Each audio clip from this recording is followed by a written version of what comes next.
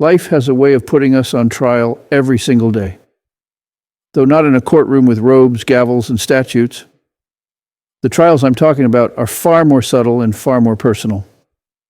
They take place in grocery store lines, in parking lots, in homes and workplaces. They happen when you decide how to treat the people around you. The verdicts you give in these everyday moments don't come with headlines or court records, but they shape who you are just the same.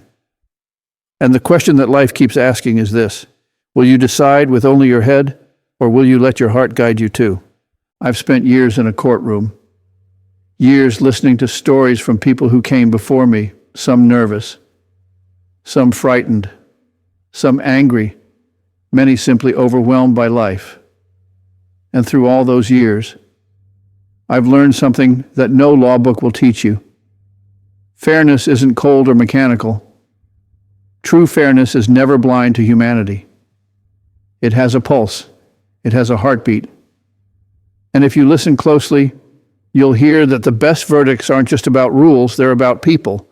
One morning, early in the day, a man appeared in my courtroom charged with a minor traffic violation. On paper, his case was nothing unusual. A stop sign missed, a citation written, a fine owed. But when he walked to the bench, I noticed something in his eyes. They were heavy, not just from fatigue, but from a weight deeper than tiredness. His shirt was wrinkled, his voice quiet. His whole presence spoke of someone who'd been running on empty for a long time. I asked him how his morning was going, a simple question I always asked, not because I needed the answer, but because people deserve to be seen as more than their mistakes. He looked up, surprised I'd asked, and said softly, "Judge, I just finished a double shift. I worked all night. I'm just trying to keep up. I didn't see the sign, but that's on me. I'm sorry." There was no excuse in his voice, no attempt to twist the truth. He wasn't blaming the road, the sign, the officer, or anyone else. He simply admitted what happened, and I could see what it cost him, not just the ticket, but the endless grind of holding life together with both hands while it tried to pull apart at the seams. By the strict letter of the law, I could have fined him right there. It would have been simple, neat, and technically correct. But is justice only about being technically correct? Or is it about understanding why something happened, who the person is, and whether mercy can do more good than punishment? The law is meant to serve people, not crush them. And the people who walk into court aren't just defendants. They're parents, workers, neighbors, human beings trying, failing, and trying again.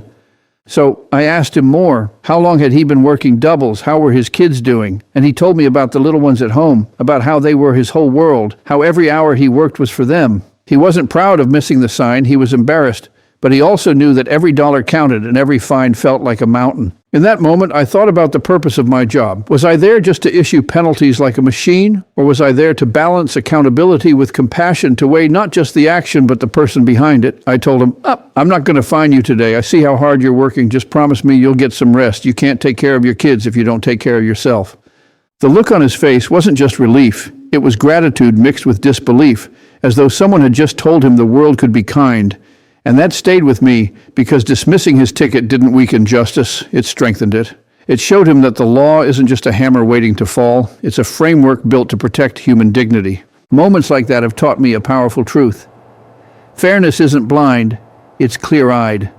It doesn't turn away from people's circumstances, it sees them fully. And when you add compassion to judgment, you don't make justice soft. You make it strong enough to lift people up instead of knocking them down. Think about your own life. You might not sit on a bench or wear a robe, but every day you make decisions about other people. Someone cuts you off in traffic. Do you respond with fury, or do you wonder what kind of day they're having? A coworker misses a deadline. Do you assume laziness, or do you ask if something's wrong? A neighbor seems rude. Do you judge their character, or do you consider that they might be carrying burdens you can't see? The verdicts you give may seem small, but they matter. They shape your relationships, your community, and your own character. And just like in a courtroom, those verdicts can hurt or they can heal. I remember another case, a young woman with tears in her eyes. She had unpaid parking tickets, more than she could manage. By the rules, her fine was clear, but as she told her story, it became clear she wasn't irresponsible. She was overwhelmed. She was caring for a sick parent while working 2 jobs. What she needed wasn't a lecture. She needed someone to understand that life had been hitting her harder than she could bear. I worked with her to reduce the fine, not because the tickets didn't matter, but because people matter more. Compassion doesn't mean ignoring mistakes. It means seeing mistakes in the context of humanity. It means asking what will help someone grow instead of simply what will make them pay. If a penalty alone solves nothing, then it's just punishment. But when you combine fairness with empathy, you turn judgment into a lesson, not a scar. The law is necessary. Rules are necessary. Without them, we'd have chaos. But rules without humanity become rigid, cold, and unjust. A society is judged not just by how strictly it enforces its laws, but by how wisely and compassionately it applies them. And that's true not just for nations, but for families, workplaces, and friendships. Maybe you're a parent setting boundaries for your kids. Maybe you're a teacher guiding students who make mistakes. Maybe you're a leader at work making decisions that affect others. In every case, you're giving verdicts, and the heart behind those verdicts matters more than you might realize. And think of the people who shaped you most in life. Were they harsh and unforgiving, or were they fair and kind? Chances are, the ones you remember with gratitude weren't those who punished you hardest. They were the ones who understood you best, who expected better while still believing in you. That's what I've learned from years on the bench. When people feel seen, when they feel respected, they're more likely to do better. They walk out not resentful, but inspired. And that's the kind of justice that truly changes lives. So what does this mean for you? It means the next time life puts you in a position to judge, whether you're deciding how to respond to a stranger, a coworker, a family member, pause for a moment. Don't just ask, what's fair by the rules? Ask, what's fair by the heart? Because both matter. And when you hold them together, you give verdicts that don't just enforce order, they build trust, respect, and hope. I believe the world doesn't need more punishment. It needs more understanding. It doesn't need weaker rules. It needs stronger compassion. Every decision you make is a chance to either close someone's heart or open it. And if you want to make your corner of the world better, lead with empathy. The man who missed that stop sign taught me as much as I ever taught him. He reminded me that everyone you meet is carrying something you can't see. And when you choose compassion, you don't excuse wrong. You inspire better choices. That's the real heart behind every verdict, whether in a courtroom or in everyday life. So as you go about your day, remember this. You're a judge too. Even if you never wear a robe, you pass judgment in how you speak to your spouse when you're tired, how you treat a server when your order is wrong, how you respond when someone disappoints you.